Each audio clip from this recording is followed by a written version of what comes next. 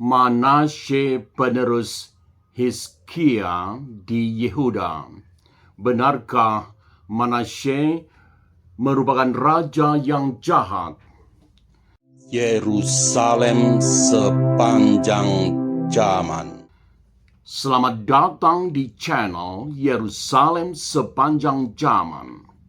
Setelah wafatnya Hizkia, tahta Yehuda diwariskan kepada putranya yang masih sangat muda, yakni Manasye, yang baru berusia sekitar 12 tahun.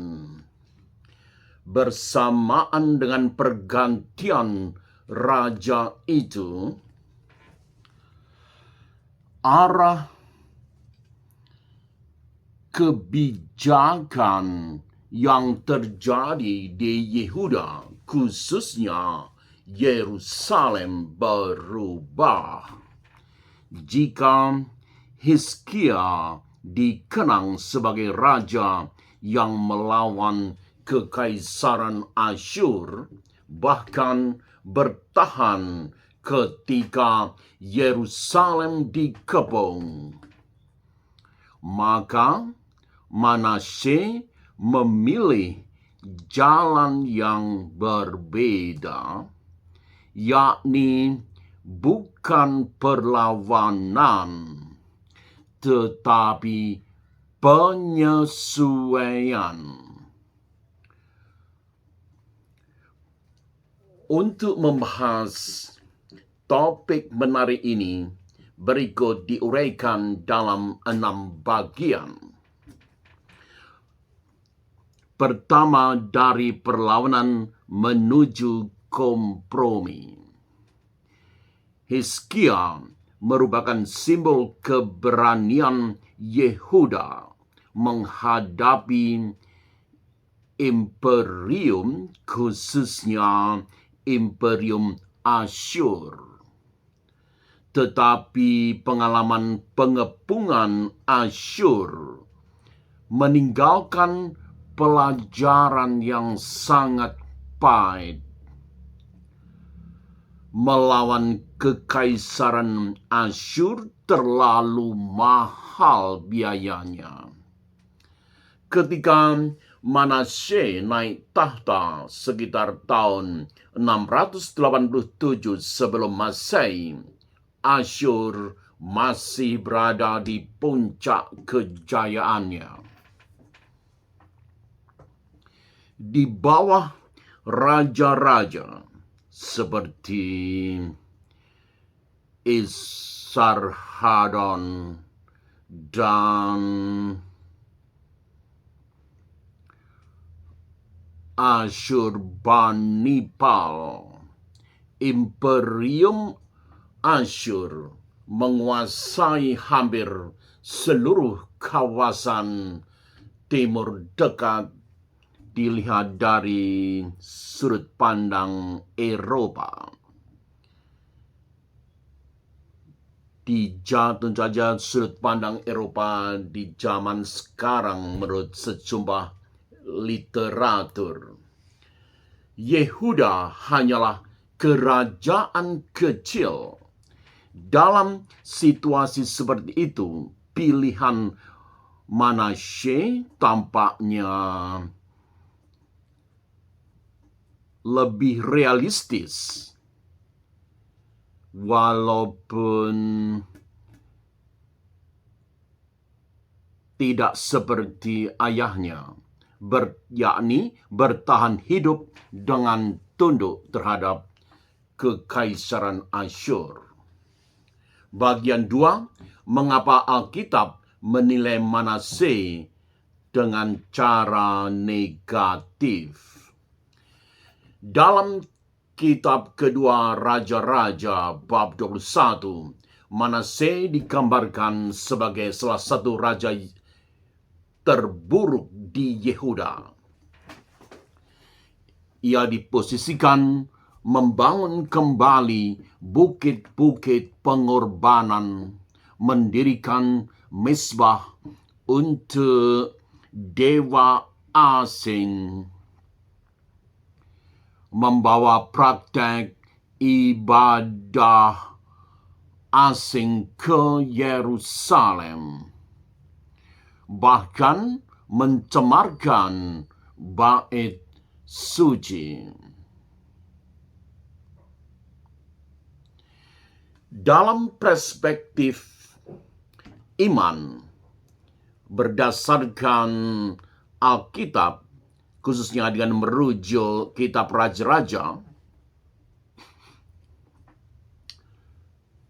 Manase dianggap menyimpang dari jalan yang telah dibangun Hizkia. Bagi narasi di dalam Alkitab, Manase bukan hanya raja buruk. Manase merupakan lambang kemerosotan rohani bangsa Yehuda. Bagian 3, bagaimana jika sikap Manase dilihat semata-mata dari sudut pandang politik? Disinilah paradoks Manase muncul. Apa yang dinilai sebagai penyimpangan religius yang tertulis dalam kitab Raja-Raja bisa menjadi sebuah strategi diplomatik di dalam dunia kuno masa lalu. Pada masa itu, agama dan politik tidak terpisah. Menerima simbol-simbol keagamaan asing seringkali berarti menunjukkan loyalitas kepada imperium atau kekaisaran yang lebih kuat.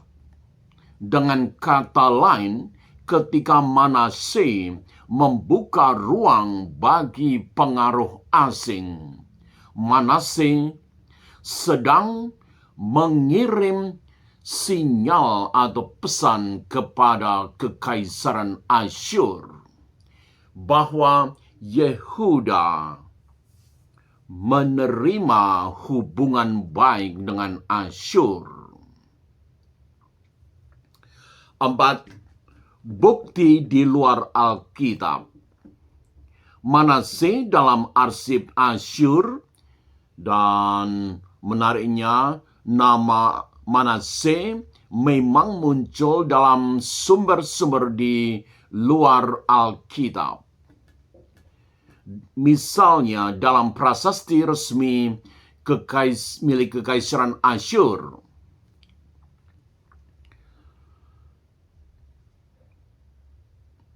Tokoh yang muncul adalah Asarhadon. Dalam hal ini maksudnya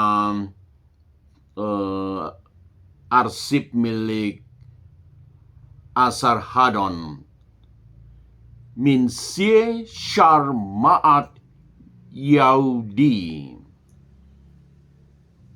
Artinya Manase, raja negeri Yehuda. Nama itu juga muncul catatan Asyurbanipal dengan bentuk ejaan agak berbeda. Minsie Sharmaat Yahudi, yang memiliki arti tetap sama seperti disebutkan sebelumnya, Manase, raja Yahudi. Rumusan catatan ini sangat penting karena hal ini berarti Manase bukan hanya tokoh yang hidup dalam narasi yang dituliskan dalam Alkitab, khususnya kitab Raja-Raja, tetapi juga tercatat dalam arsip kekaisaran terbesar pada zamannya, yakni Kekaisaran Asyur. Di mata Asyur, Manasye merupakan raja yang bersedia mengadakan hubungan baik antara Yehuda dan Kekaisaran Asyur. Bagian 5 ini sangat menarik. Raja jahat atau raja yang realistis untuk Manasye. Dalam Alkitab, Manasye merupakan simbol penyimpangan. Dalam arsip Asyur, ia tampak sebagai penguasa stabil yang berhasil menjaga Yehuda tetap bertahan. Sejarah menunjukkan satu hal.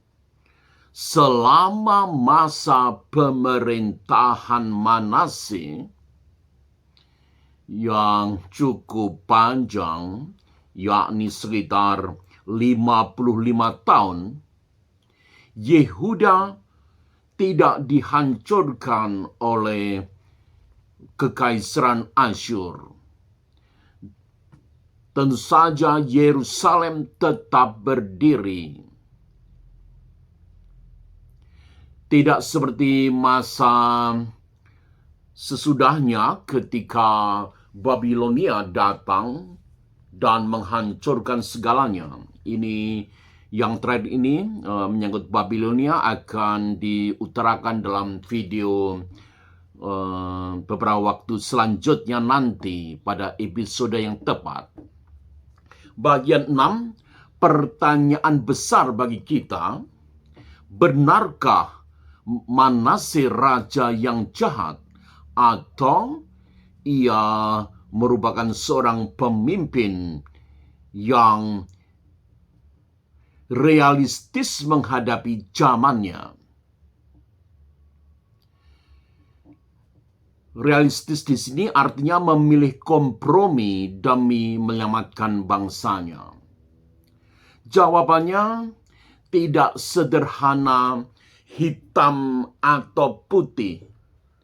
Kadang seorang raja dikenang buruk oleh sejarah iman, padahal ia mungkin sedang melakukan sesuatu yang sangat dilematis dan tersulit bagi bangsanya.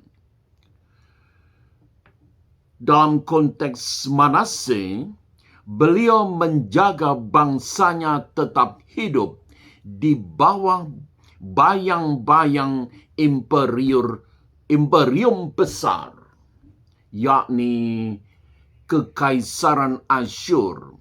Disitulah Manasye tetap menjadi salah satu tokoh paling rumit dalam sejarah Yehuda dan dikaitkan dengan channel Yerusalem sepanjang zaman.